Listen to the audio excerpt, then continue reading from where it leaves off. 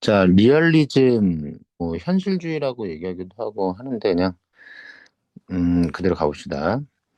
리얼리즘 영화 이론가 앙드레 바쟁에 따르면, 영화는 세상을 향해 열린 창이다.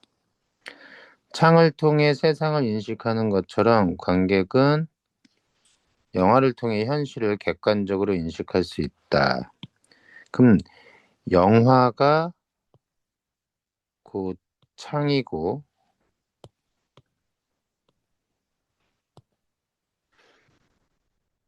어, 창문을 통해서 봐도 투명한 그 창문으로 있는 그대로 세상을 보는 것처럼 영화 또한 현실을 객관적으로 인식할 수 있게 해준다. 이 객관적이 중요하겠어. 앙드레 바쟁의 견해야. 영화가 담아내고자 하는 현실은 물리적인 시공간이 분할되지 않은 하나의 총체, 총합, 전체로 그 의미가 미리 정해지지 않은 미결정의 상태. 이거 잘 봐야 돼. 영화가 담아내고자 하는 현실이라는 건 아직 담기지 않은 현실이야. 그러니까 이게 영화가라고 돼 있어서 문제인데, 여기 지금 바쟁은 현실을 객관적으로 인식할 수 있다고 할 때, 바쟁이 생각한 현실은 오히려 여기 이게 있음으로써 헷갈려. 이걸 지우고 봐봐. 그러면 현실이란 어떤 거냐? 바쟁이 봤을 때 물리적으로 시공간이 분할되지 않은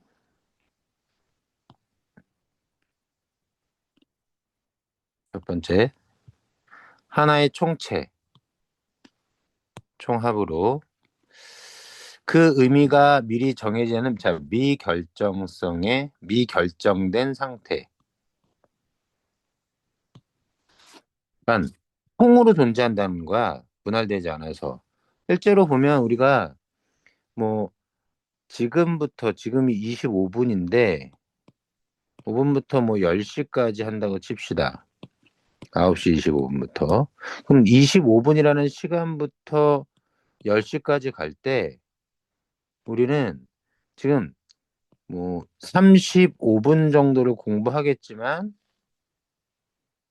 도대체 쭉 이어지는 지점, 시간의 흐름은 마치 물이 연속적으로 쭉 흐르는 것처럼 솔직히 하루를 24시간으로 나누지만 실제로 24시간인가 하루가 24개로 나눴으면 뭐 48개로 나눌 수도 있지 않나? 12개로 나눌 수도 있고 아니면 꼭 짝수로 나눠야 되나? 홀수로 나눌 수도 있고 그런데 실제로 시간이라는 건 끊임없이 나뉘지 않고 쭉 이어지는데 인간이 그냥 인위적으로 자른 것뿐이지. 인간이 인위적으로. 그래서 공간도 마찬가지. 우리는 그냥 인식할 때 방과 부엌 이런 건데 그 경계를 한번 보면 문턱을 기준으로 어디서부터가 부엌이고 어디서부터가 방인지.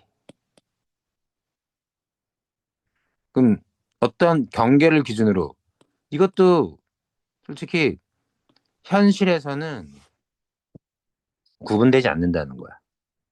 그런데 바쟁은 영화가 현실의 물리적 연속성, 분할되지 않은 것과 미결정성, 의미가 결정되어 있지 않은 것을 있는 그대로 드러내야 된다. 이게 바쟁이 생각한 영화의 모습입니다. 자, 현실은 어떻다? 현실은 물리적인 연속성과 미결정성을 가지고 있는데 그것을 고스란히 영화로 담아내야 하는 것. 영화는 그래서 창과 같아야 돼. 이러한 현실에 어떤 의미를 누가 부여해도 안 돼. 좀 더 가볼게요. 바정은 영화 감독을 이미지를 믿는 감독과 현실을 믿는 감독으로 분류했다. 거의 뭐 바쟁이 이런 식으로 생각하는 거면 그 다큐멘터리 같은 거지 뭐. 자, 둘의 그 감독의 종류에 대한 차이점이 시험 문제로 나옵니다. 영화의 형식을 중시한 이미지를 믿는 감독. 자, 이미지를 믿는 감독은 형식을 중시합니다.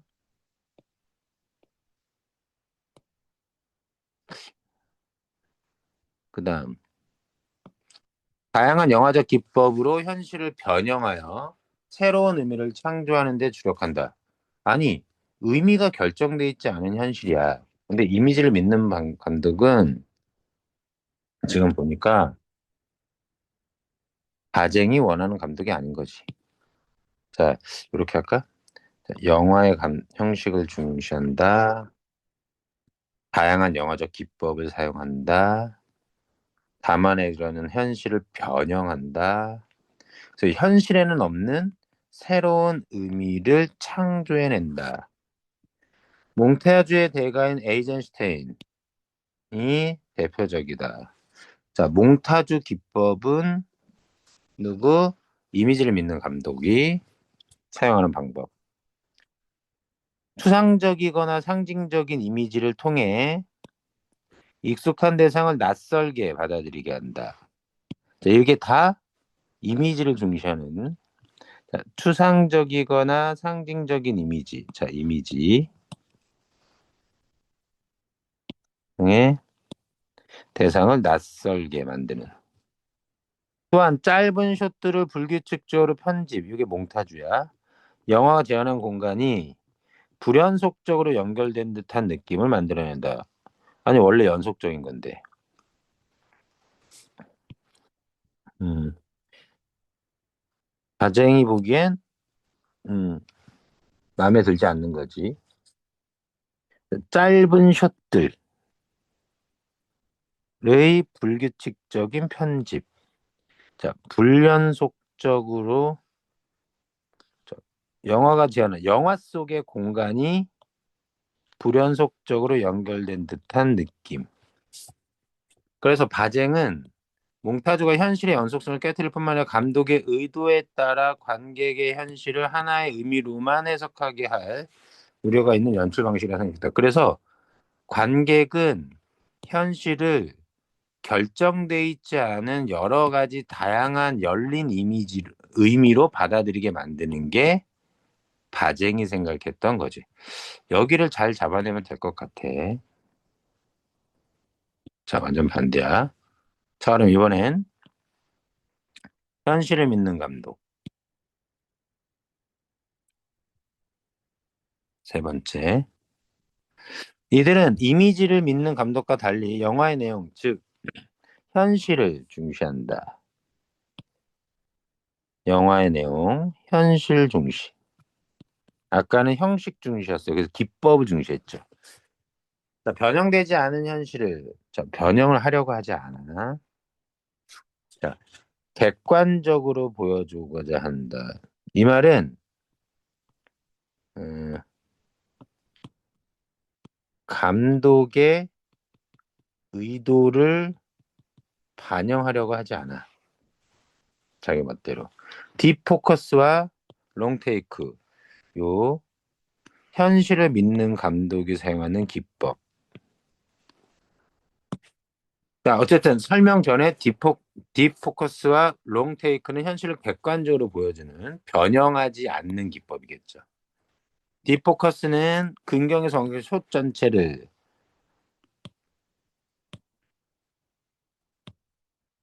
선명하게 초점을 맞춰 촬영하는 기법. 원근감이 느껴지도록 공간감을 표현한다.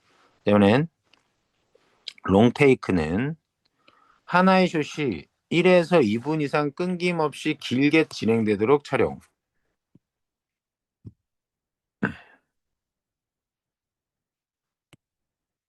영화 속 사건이 지속되는 시간과 체험 시간을 일치시키는.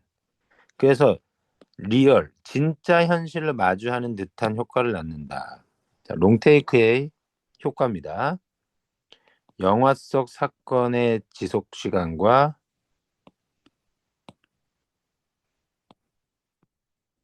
관객의 영화 체험 시간이 일치한다. 이게 되게 당연한 듯 보이지만 우린 그렇지 않아. 영화를 보면 어느 주인공이 헬스장에 들어가서 운동을 하고 나오는 장면이 영화 속에서 대략 한 12초 정도밖에 안 보여줘. 근데 헬스장의 장면은 3시간 운동하고 나와. 내용적으로. 어떻게? 중간중간. 여러 기구 막 들어갈 때 시계의 시간을 찍어주고, 그리고 짧게 짧게 여러 운동기구들을 열심히 돌아가면서 운동하는데 점점 땀으로 젖는 옷으로 바꿔주면, 그리고 다 끝나서 내려올 때 시간이 3시간이 지난 시계를 또 보여주면 영화 속 시간은 3시간인데 관객이 체험한 시간은 12초인 거죠. 실제 총. 그런 건 몽타주죠. 뭐 롱테이크는 그렇지 않다는 겁니다. 가정에 따르면 딥포커스와 롱테이크로 혼용하여 연출한 장면은 관객이 그 장면에 담긴 인물이나 사물을 자율적으로 선택하여 응시하면서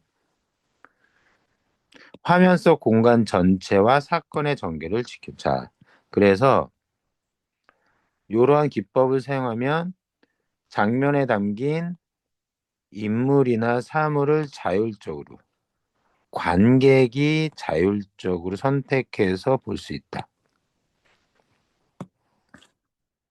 화면 공간 전체와 사건 전개를 볼 수 있다. 이미지를 믿는 감독들은 자기가 의미를 부여하고자 하는 것만 부각해서 찍어서 그것만 보여줘서 관객들이 다른 데는 시선을 돌리지 않게, 다른 거 보지 못하게 만들기도 한다는 거지.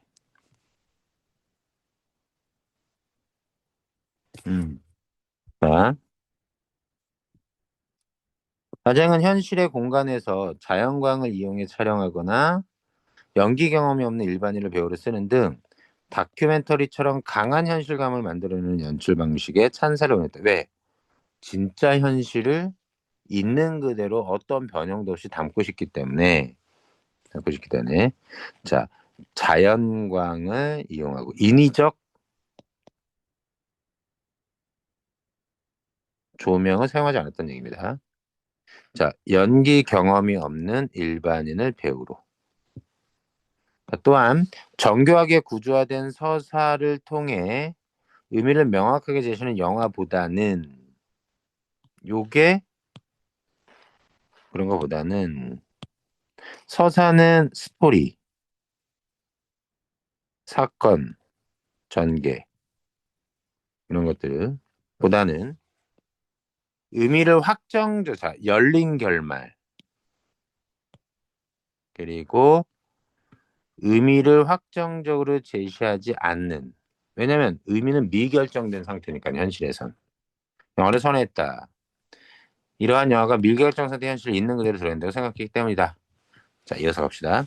정신분석학적 영화 이론에 따르면 관객이 영화에서 느끼는 현실감은 상상적인 것이면 환영, 판타지인 거죠. 일루전이라고 해야 되나?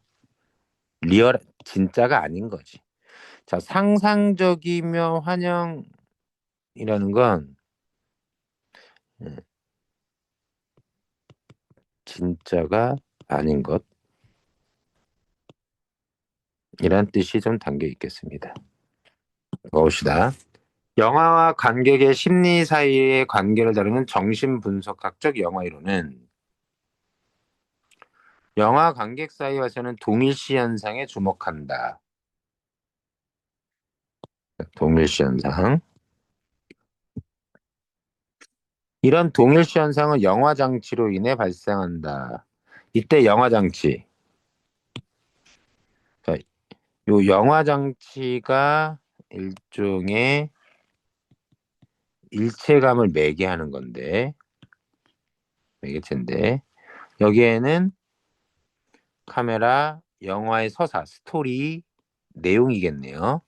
영화관의 환경, 꽤 많은 것들을 지금 영화 장치라고 합니다. 이 영화 장치를 통해 동일시하게 되고, 그래서 뭘 나타낸다? 뭘 가지게 된다? 현실감을 가지게 된다. 이제 실제로 그 현실감은 진짜가 아니라 상상적이고 환영적인 것이다. 가보죠. 가장 대표적인 동일시 현상은 관객이 영화의 등장 인물에 자신을 일치시키는 것. 이런 동일시는 극영화뿐 아니라 다큐멘터리 영화에서도 발생한다. 자, 극영화는 우리가 흔히 아는 영화, 꾸며낸 이야기, 만들어진 가짜로 꾸며낸 이야기에 사건이 전개되는 영화. 다큐멘터리는 뭐 설명할 거 없겠지. 그런데 관객이 보고 있는 인물과 사물은 영화가 상영되는 그 시간과 장소에는 존재하지 않는다. 당연하죠. 극장인데. 관객이 있는 곳은. 자, 영화가 상영되는 그 시간과 장소는 극장. 장소는 극장이고 그 시간은 영화를 다 찍고 나서 극장에서 상영하는 시간이겠죠. 뭐. 그 인물과 사물의 부재를 채우는 역할은 관객의 몫이다. 관객은 상상적 작업을 통해 영화가 보여주는 세계의 중심에 자신을 위치시킴으로써 허구적 세계와 현실 사이의 간극을 없앤다. 자, 허구적 세계는 영화가 보여주는 세계죠. 영화의, 영화 속의, 음, 영화 속의 세계, 스크린에 나타나는 장면. 네, 현실은 극장, 관객이 위치해서 보고 있는 그 순간, 극장, 극장이라고 쓰면 안 되는데, 상영되는 시간, 극장에서 상영되는 그 현실 사이의 간극. 이때 간극은 바로 보다 영화 속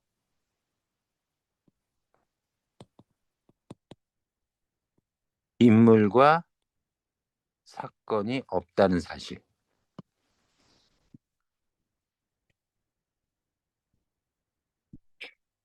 따라서 정신분석학적 영화 이론에서 영화는 일종의 몽상이다. 근데 여기 몽상이라는 건 여기 환영이라는 것과 다를 게 없죠. 뭐 상상이라고 해도 되고 몽상이라고, 자, 환영이라고 해도 되겠어.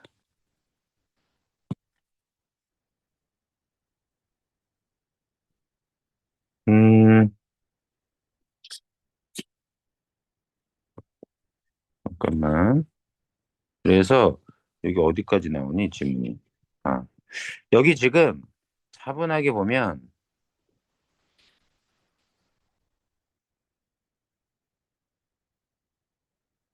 음, 영화관의 환경, 영화의 서사, 카메라, 영화의 서사. 이게 지금 세 가지 요소를 설명했는데 차분하게 보면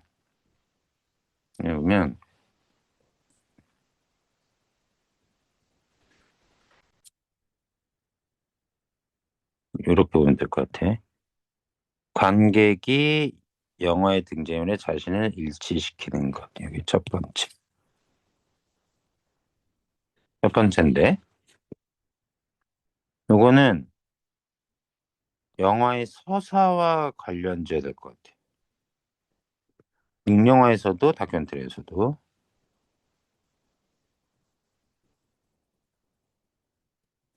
영화가 상영되는 그 시간과 장소에 영화 속 인물은 존재하지 않고, 인물은 사물의 의를 채우는 건 관객인데, 바로 관객의 상상적 작업을 통해 관객은 영화 보여주는 세계의 중심에 자신을 위치시키고, 이게 등장인물의 자신을 일치시켰다는 얘기랑 똑같은 겁니다. 밑줄 한번 쳐볼까? 상상을 통해 영화 보여주는 세계 중에 자신을 위치시켰다. 여기 같은 말이에요.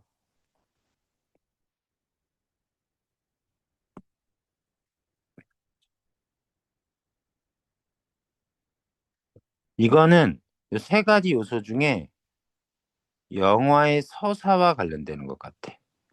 영화를 보면서 그 내용의 주인공을 혹은 특정 등장인물을 관객이 자기인 것처럼 이야기에 빠져서 실제로 존재하지 않는데, 그래서 전 가짜인데를 의식하면서 보는 게 아니라 저 영화 속의 특정 인물을 나라고 일치시켜서 지금 저 영화 속 인물은 여기 없는 건데 라는 어색함을 느끼지 못하게 만든다는 거죠. 그 그때 발동되는 게 상상력이다. 상상력. 더 가보죠. 정신분석학 이론에서 1. 영화 이론에 따르면 관객의 시점은 카메라의 시점과 동일시된다. 자, 이번에 두 번째 동일시는 시점의 동일시입니다. 시점의 동일시. 이쪽으로 받았어요. 관객의 시점과 카메라의 시점의 동일시. 두 번째네요. 자, 이번에는 카메라 가지고 오는 것 같아요. 좀 전에는 영화의 서사. 자, 여기서 이렇게 살짝 끊으면 내용이 좀 더 구분이 되겠지. 카메라. 관객은 카메라에 의해 기록된 것만을 볼 수 있다. 당연하죠. 그 이상의 것은 볼 수 없죠. 따라서 관객은 자신이 영화를 보는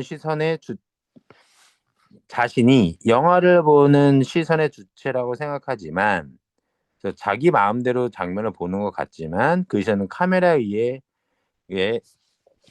의해 이미 규정된 시선. 그 말은 뭐예요? 주체가 아닌 겁니다. 또한 영화는 촬영과 편집관의 특정 의도에 따라 선택과 배제가 이루어지면 관객은 제작관에서 무엇이 배제되는지 알 수 없다. 관객은 자신이 현실 세계를 보고 있다고 믿지만 사실은 인위적으로 만드는 세계를 보고 있다는 것이 정신분석학적 영화 이론가들의 주장. 그래서 영화에서 이 카메라로 찍는 그 장면에 시선의 방향이 들어있는 거죠. 그래서 어떤 장면을 보여주면 관객은 자기가 그것을 본다고, 자기가 선택해서 본다고 생각하지만, 관객은 그렇게 생각하지만 이미 사전에 규정된 시선이고, 카메라에 의해서.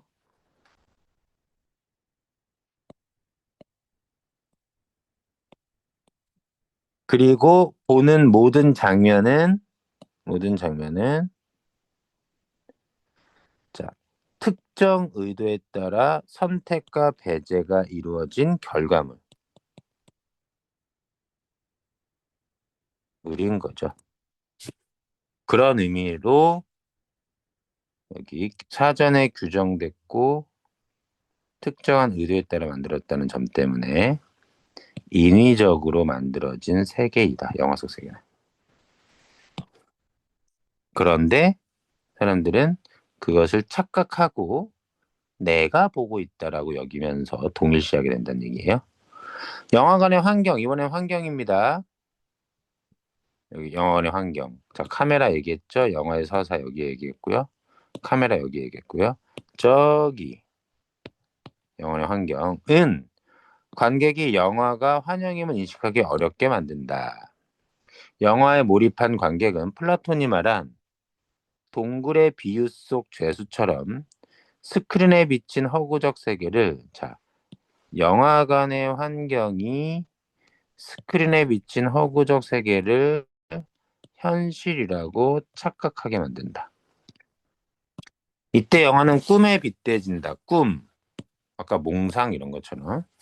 정신분석학적 영화 이론은 영화가 은폐하고 있는 특정 이념을 숨기고 있는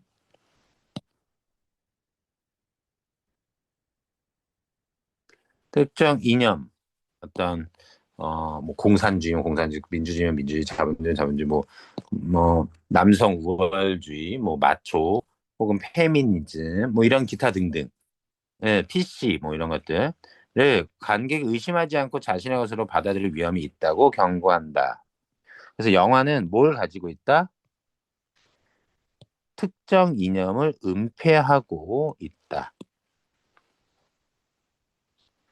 이는 관객이 비판적 거리를 유지하며 영화를 볼 수 있도록 영화가 환영임을 꾸며낸 것임을 꾸밈을 환영임을 영화 스스로 폭로하는 설정이 담겨 있는 대안적 영화가 필요하다는 주장으로 이어진다. 그래서 영화는 은연중에 특정 이념을 숨기고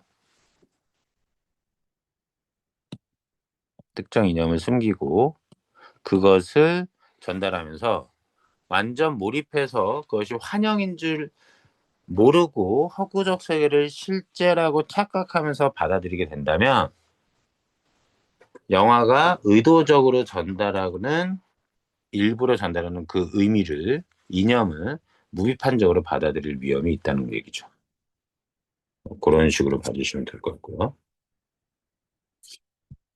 띠리띠. 내용은 되게 쉽습니다. 문제 한번 풀어보시고 이번엔 하나 더 가보죠. 파종 말고 비타민 K.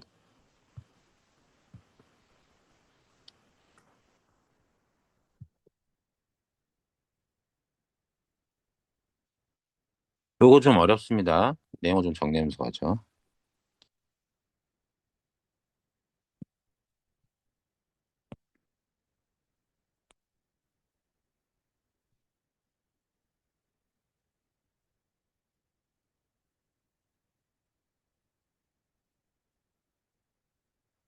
보면 자, 혈액은 세포에 필요한 물질을 공급하고 노폐물을 제거한다.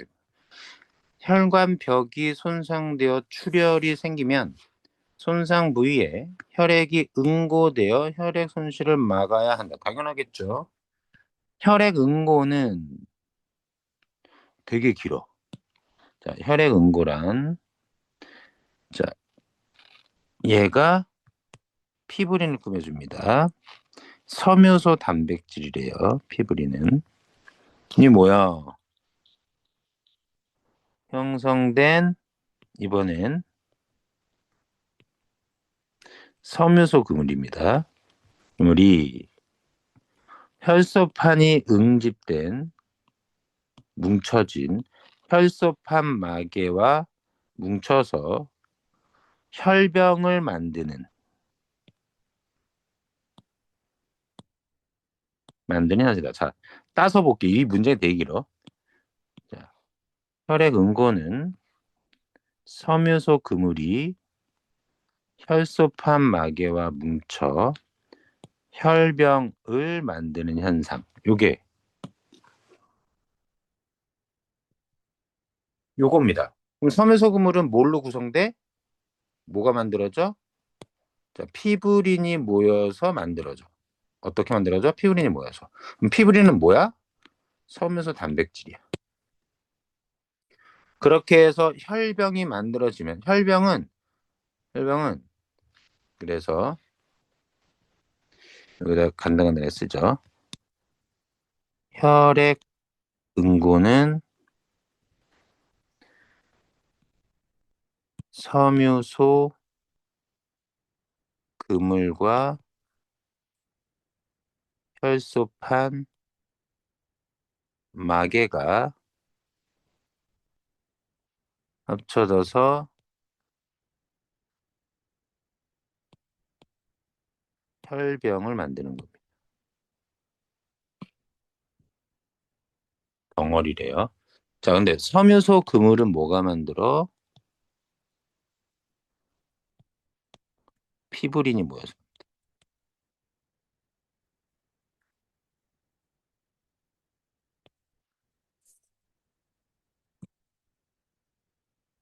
피브린 뭐야? 그냥 단백질이야. 자, 혈액 응고는 혈관 속에서도 일어나는데 그 말은 뭐야? 여기까지의 설명은 혈관 밖에서 일어났던 현상. 혈관방에 상처 나면 혈관 벽이 손상돼서 피나는 경우. 여기는 혈관 속에서도 일어나는데 파이프라고 생각한다면 혈관은 그 내부에서도 혈관 벽이 손상돼서 이때 혈병은 특별히 혈전이라고 한다.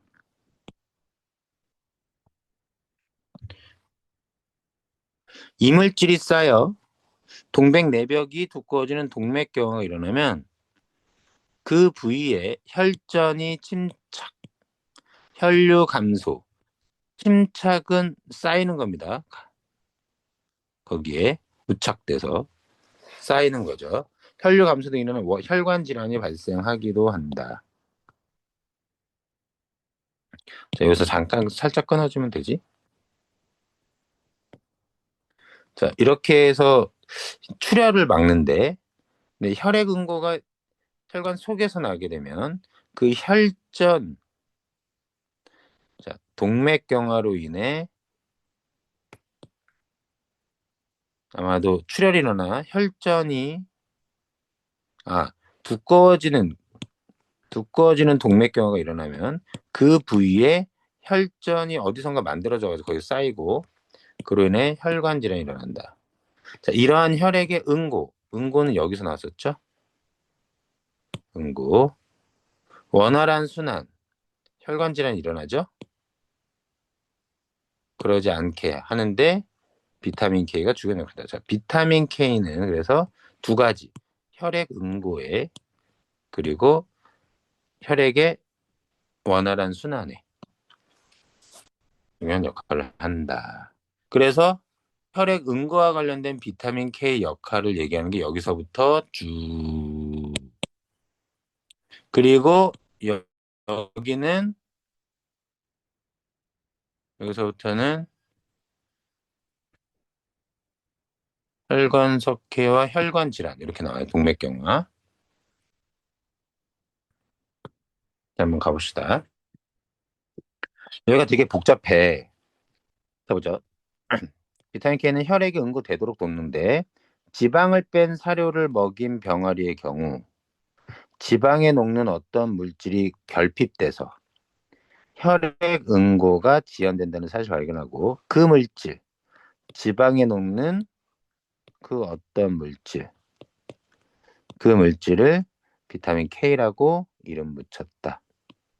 자, 여기서 중요해요. 자, 사료를 먹여서 일반 사료를 먹였을 때는 어떤 물질이 결핍되지 않았어. 그래서 혈액 응고가 잘 이루어졌어. 근데 지방을 뺐더니 물질이 결핍돼서 응고가 잘 이루어지지 않아. 그러면 지방을 뺀 사료에는 자, 이렇게 생각해 볼까? 지방이 들어있는 사료와 지방이 빠진 사료를 봅시다. 두 가지. 지방을 넣은 사료가 있으면 그 지방이 사료 내의 사료의 특정 성분 중에 어떤 비타민 K라는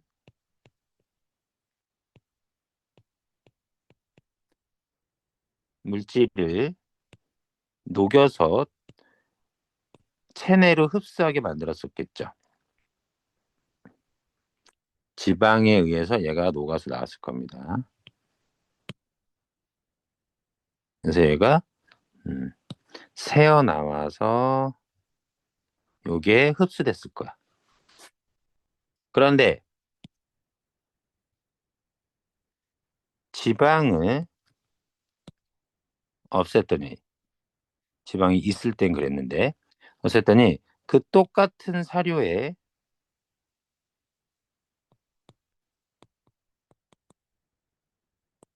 비타민 K가 여전히 들어있음에도 불구하고 이 비타민 K가 성분으로 흡수될 수 있는 성분으로 녹아서 나오지 않은 거죠.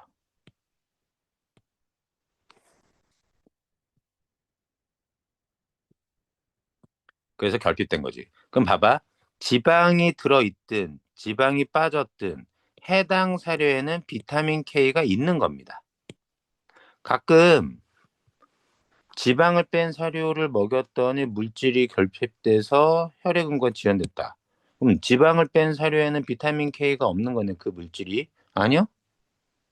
지방을 지방만 뺀 거예요.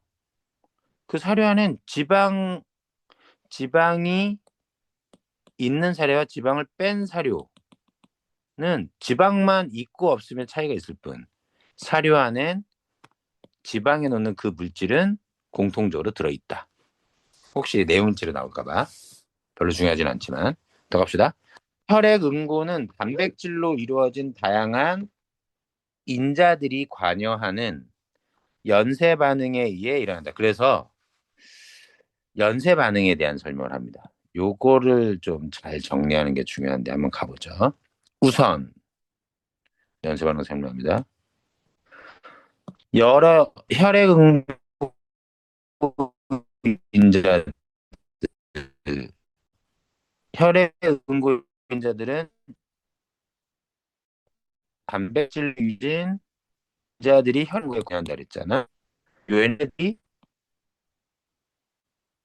혈액 응고 다양한 인자들이 바로 혈액 응고 인자 이렇게 됩니다. 활성화되어 트롬빈으로 전환되고 트롬빈은 혈액에 녹아있는 피브린 노겐을 불용성, 녹지 않는 성질을 가지는 피브린으로 바꾼다. 자, 여기가 일단 말이 어렵습니다. 차분하게 가죠. 자, 얘네가 일단 활성화돼야 됩니다. 활성화되면 프로트롬빈이 트롬빈으로 전환돼요. 전환된 트롬빈이 피브린 노겐을 피브린으로 바꿉니다. 자, 그러면 요거 이렇게 써보죠.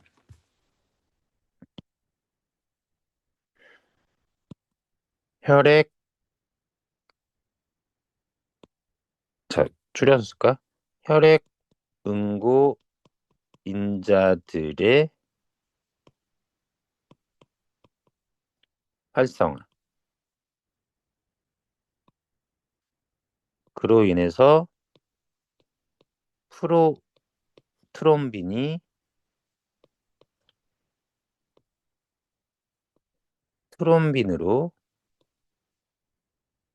전환되고, 어떻게 하지? 트롬빈이라고 써야 되겠지? 그 활성화된 트롬빈이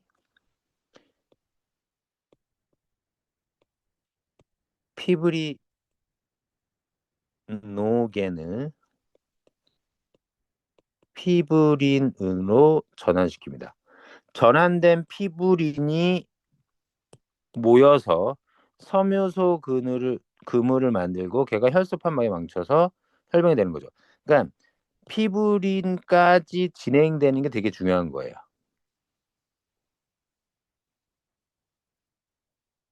솔직히 이렇게 되는 거죠. 피브린이 어떻게 돼서 피브리노겐이 피브린으로. 피브리노겐이 어떻게 피브린을 돼? 트롬빈 때문에. 트롬빈은 뭐 때문에? 프로트롬빈 때문에. 프로트롬빈은 어떻게 해서 프로트롬빈이 돼? 혈액 응고 인자들이 활성화돼서 점점 그 전으로 내려가는 거야. 이 글은. 그래서 좀 어려워. 지금 이렇게 순차적으로 이렇게 써 있지만 이건 위아래를 바꾸는 게 좀 더 맞을 수도 있지. 쉽게 말하면 이렇게 글은 이렇게 순서로 써 있지만 내용 정리를 좀 해주자면 이해할 수 있게.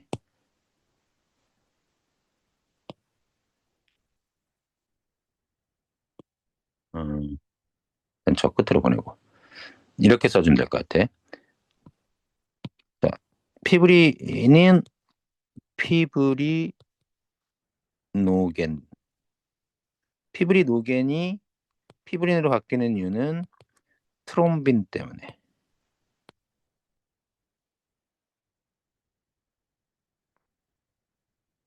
어, 자, 트롬빈은 프로트롬빈이 전환돼서 활성화된 거고. 그것은 혈액 응고 인자들의 활성화된 후에 얘네가 되게 되는 거지. 이렇게 쓴 거야. 가볼게. 비타민 K는 그러니까 여기까지 설명한 게 여기야. 또 새롭게 들어가. 비타민 K는 프로트롬빈을 비롯한 혈액 응고인자들 같은 애들이야. 얘네랑 얘네가 얘들이 간소표에서 합성될 때 이들의 활성화에 관여한다. 자, 그러면 얘네들이 활성화될 때 비타민 K가 뭔가 관여를 한다는 건데 봅시다. 활성화는 얘네들이 활성화하는 건 칼슘 이온과의 결합을 통해 이루어지는데 이런 혈액 응고자들이 이를 혈액 단백질이 자, 혈액 응고 인자들과 혈액 단백질 같은 말이야. 칼슘 이온과 결합하려면 얘네가 카르복실화 되어 있어야 한다. 카르복실화는 단백질을 구성하는 아미노산 중 글루탐산이 감마 아미노산 등으로 전환되는 것을 말한다. 정신없죠. 혈액 단백질과 칼슘 이온이 결합돼서 활성화가 일어나요. 그런데 이렇게 결합되려면 혈액 단백질이 뭐가 돼야 돼요? 카르복실화가 돼야 돼요. 써드릴게요. 괜찮아. 카르복실화는 뭐야? 이렇게 되는 거야. 그럴 때 비타민 K에 의해 카르복실화가 돼. 비타민 K에 의해 카르복실화가 된다. 자, 봅시다. 그러면 자, 얘네 프론들은 얘네들이 활성화되잖아. 얘도 활성화돼야 되고 프로트롬빈도 트롬빈으로 활성화돼야 돼. 얘네들이 활성화되는데 요 활성화가 될 때 여기는 잠깐 지워볼까? 괜히 지웠다. 또 옆으로 치워보자.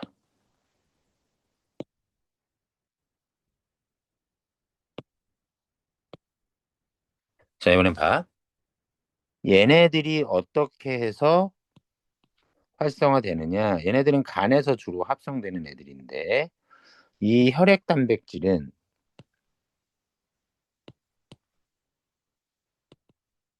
혈액 응고인자 까만색으로 쓰자. 혈액 응고인자는 자, 혈액 단백질이야.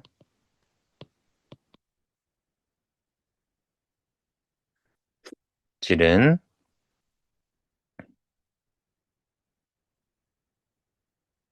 단백질은 카르복실화가 돼야 되는데 혈액 단백질을 구성하고 있는 글루탐산이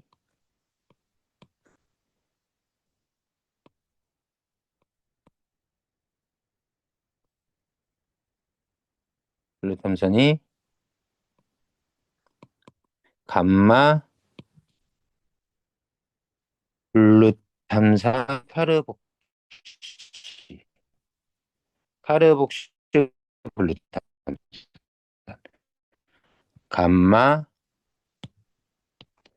카르복시 글루탐산으로 바뀌어야 되는데 요때 여기에 관여하는 게 누구다? 비타민 K다. 요걸 뭐라고 부른다? 요것이 이루어져야 자, 이루어져야 카르복실화가 되고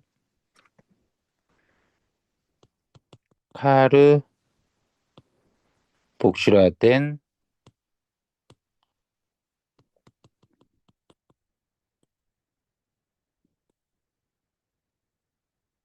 혈액 이렇게 보고 쓰나? 응고 인자 혈액 단백질 이 결국은 뭐 하게 된다? 칼슘 이온과 결합하고 그걸 통해 활성화된다. 그렇게 활성화가 되면 얘네들이 활성화가 되고 트롬빈으로도 활성화가 돼서 얘가 피브린 오겐을 피브린을 바꾸고 그래서 얘를 만든다.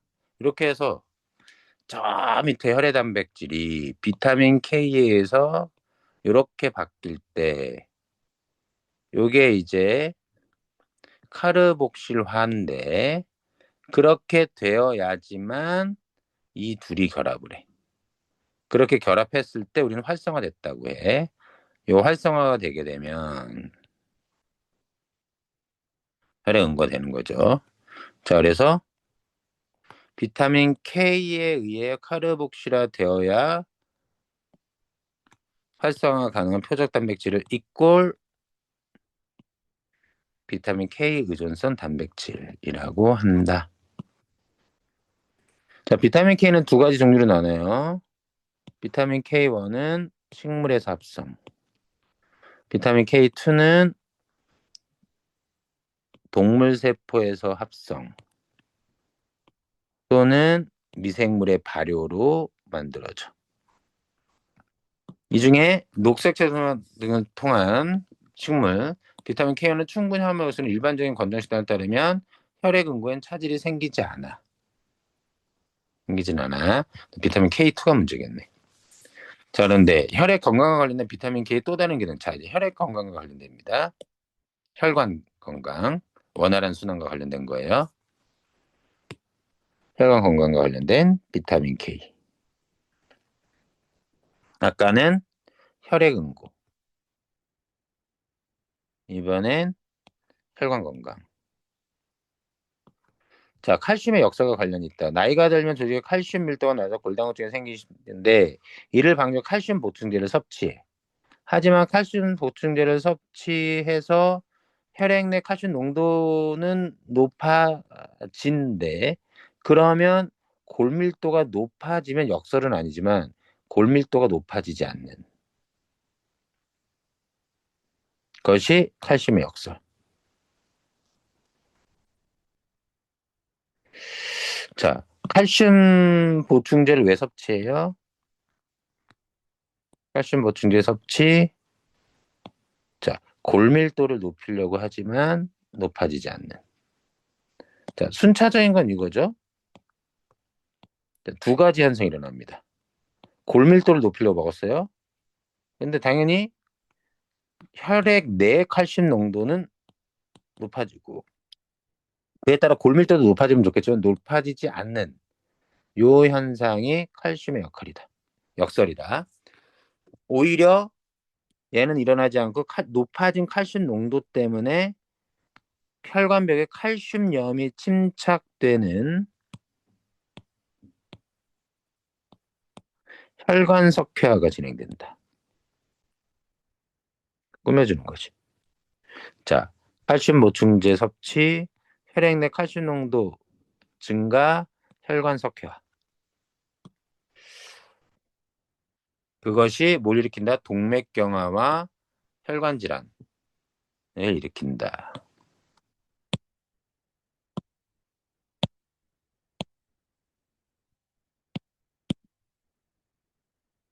요 혈관질환과 관련돼서 여기 나왔었죠. 혈액순환의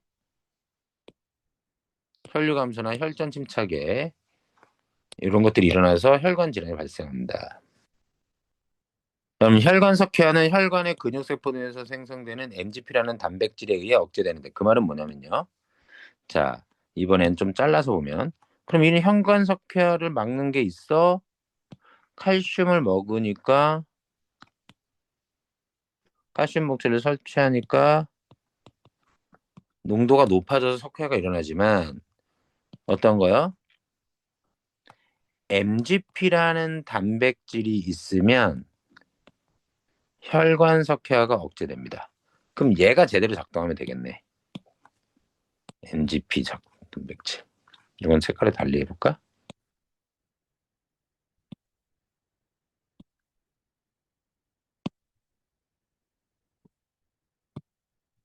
네, 이 단백질이 비타민 K 유전성, 비타민 K 유전성 여기 있어요. 얘에 의해서 비타민 K에서 카르복실화돼서 활성화되는.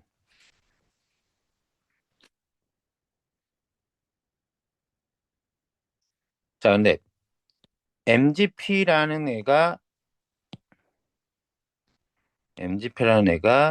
활성화되지 못하면 비타민 K가 부족해. 그러면 얘는 활성화되지 못하고 그로 인해 혈관 석회가 일어난다. 자, 보세요. 이런 거예요. MGP도 MGP도 MGP도 카르복실화가 일어납니다. 얘가 K 의존성, 비타민 K 의존성 단백질이기 때문에 비타민 K에 의해서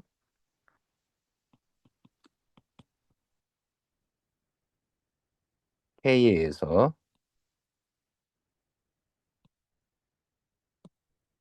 K에 의해서 카르복실화가 일어나고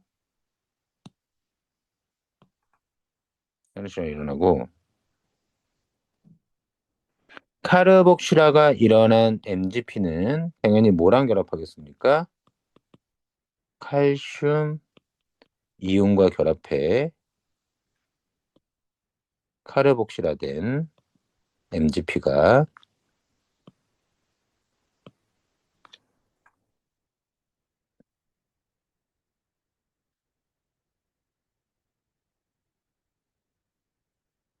활성화되지 못해 혈관 석회가 유발돼요. 왜? 얘가 이렇게 돼서 결국 활성화되는 거잖아요. 요 필기는 내가 보내줄게. 활성화되는데 비타민 K가 없으면 카르복실이 일어나지 않아서 둘이 결합하지 못하지. 그럼 칼슘 이온만 계속 남아있지. 그럼 칼슘 이온 농도가 계속 높아지지. 비타민 K가 있어서 카르복실이 많이 일어나면 칼슘 이온과 결합될 거 아니야, 많이. 혈관 내 칼슘 농도를 떨어뜨리겠지. 혈관 석회가 줄어들겠지. 자, 비타민 K1과 K2는 아까 나왔던 여기입니다. 모두 비타민 K 의존성 단백질의 활성화를 유도하지만 둘 다 모두 공통적인 거예요. 자, 위치가 다르네요. K1은 채소에 의해서 합성되는 K1이죠. 간세포에서. 자, K2는 그 외의 세포에서 활성이 일어나요. 활성이 높다.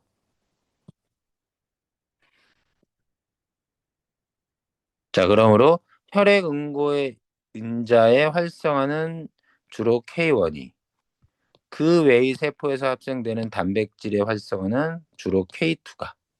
왜냐면 여기 기억이 안 나겠지만 혈액 응고 인자의 활성화는 K1이라고 했을 때 혈액 응고 인자 K1은 간세포에서 활성이 높다고 했으니까 활발하게 작용한다고 그랬으니까 그러면 혈액 응고 인자가 아까 어디서 만들어졌냐면 저기 보시면 혈액 응고 인자는 주로 여기 있는데 혈액 응고 인자들이 간세포에서 합성될 때 이렇게 나옵니다. 혈액 응고 인자는 간세포에서 합성되고 그래서 혈액 응고 인자들의 활성을 돕는 건 비타민 K 중에서도 K1. 그 이외의 세포에서 합성된 단백질을 활성화하는 K2. 어쨌든 비타민 K의 공통적인 기능은 K 의존성 단백질의 활성화. 이에 따라 일부 연구자들은 비타민 K의 권장량을 K1과 K2로 구분하여 설정해야 하며 K2가 함유된 치즈, 버터 등 동물성 식품과 발효식품의 섭취를 늘려야 한다고 권고한다. 왜? 이거는 먹기 좀 부족할 수 있지. 발효식품 안 먹는 지역도 많지 않나요? 근데 얘는 그냥 채소만 먹으면 됩니다. 섭취하기가 좀 쉽죠. 비타민 K1은. 그런데 K2는 이것들을 그래서 K1은 충분히 섭취할 수 있어. 일반적인 권장식단에 따르면. 그런데 또 특별히 얘를 늘려야 된다. K2를. 뭐 그런 거죠. 그래서 MGP는 그지? MGP는 혈액응고 인자는 아닌 거지. K 의존성 단백질일 뿐. 자, 되게 복잡합니다. 그래서 여기 혈액응고가 어떻게 해서 되는지 딱 얘기해줘. 그 중에 섬유소 그물을 구성하는 피브린이 어떻게 만들어지는지 얘기해준 다음에 그러면 그 활성화는 어떻게 해서 일어나야 되는지를 활성화는 거꾸로 가면서 카르복실이랑 칼슘이 결합되는 거야. 카르복실은 어떻게 해서 되는 거야? 비타민 K에 의해서 혈액응고 인자가 변할 때 되는 거야. 그런 구조로 문제는 글은 구성돼 있다. 아이고 고생했어. 여기까지 하자. 문제 좀 풀어보고